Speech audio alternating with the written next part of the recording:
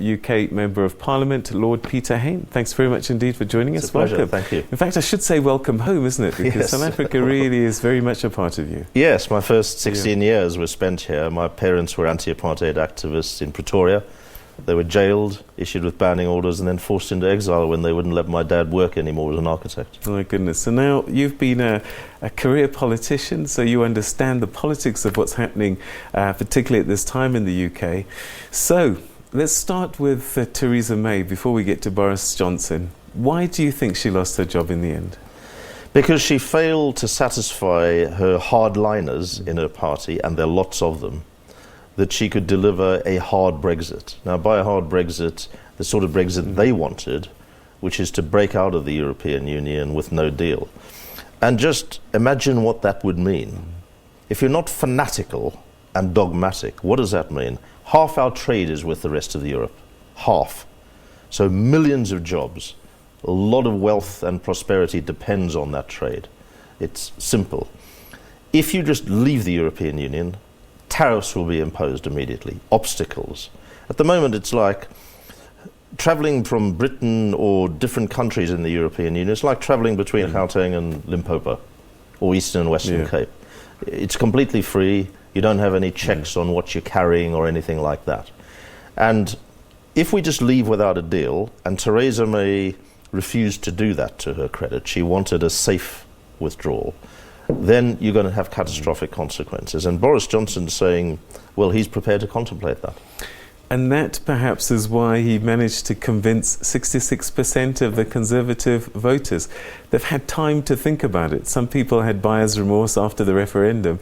But it seems interesting for us watching that with all this time that's passed, they vote for a person who's going for this 31 October deal or no deal. Well, I agree with you, and it says something about the sorry state of British politics at the moment.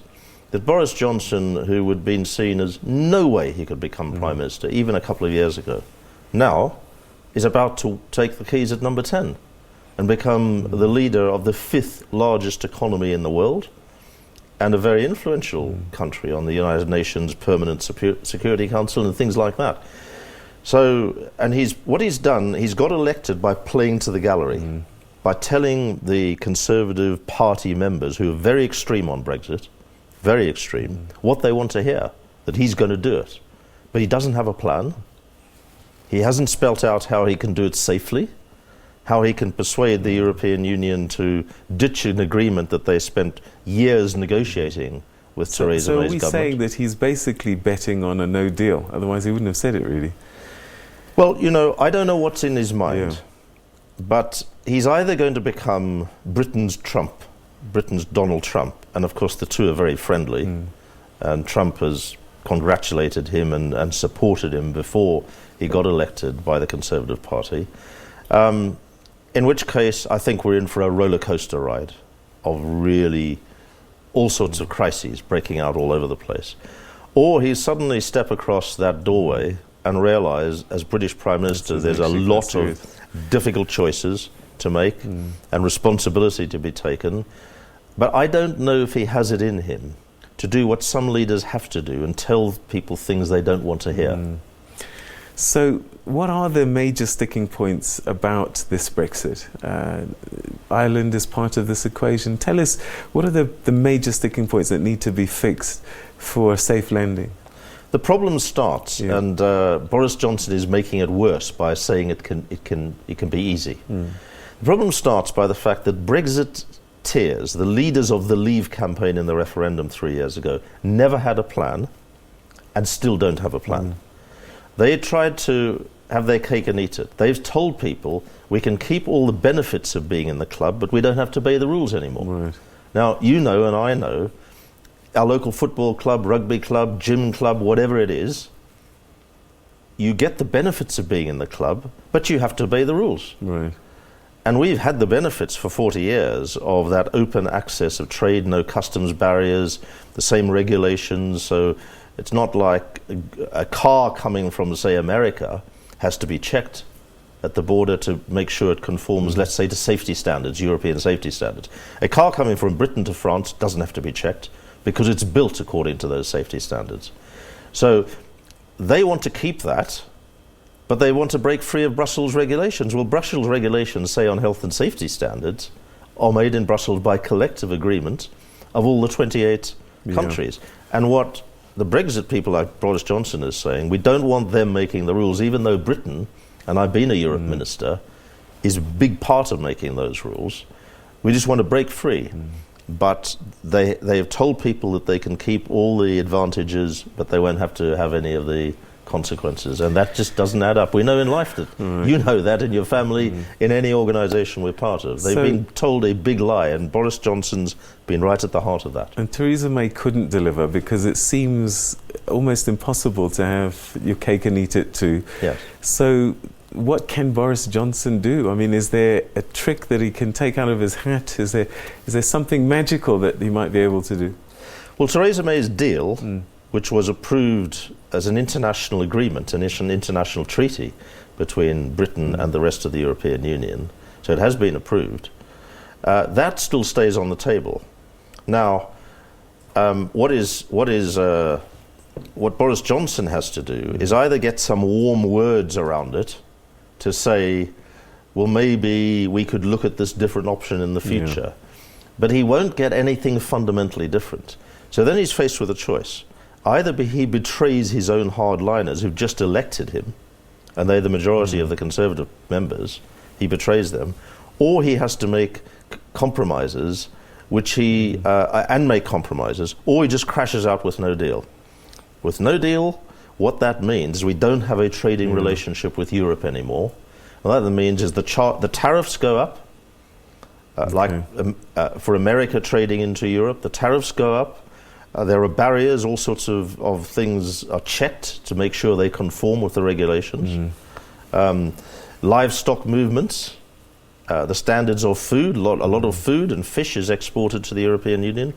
That all has to be checked, whereas now it doesn't, because it conforms to the standards. So no deal will be very serious. All right, so what we're seeing is this podium in front of number 10 Downing Street, which will soon be the residence of one Boris Johnson, and we're expecting Theresa May to come out, and if her announcement of her departure is anything to go by, it's going to be an emotional farewell for her. One gets a sense that she really did want things to work, but things just got the better of her. Yes, I think she did an honest job, did her level best, and she has to be given respect for that. But in the end, she was the wrong kind of politician. What she should have told her party, the safe way to exit is stay in the single market and the customs union, protect our jobs, our movement, our economy. But then her party wouldn't have liked that. But she could have built a majority in Parliament for it. That is the thing. So she chose her party before her country, and in the end, her party turned on her. Boris Johnson, that could happen to him? It could do.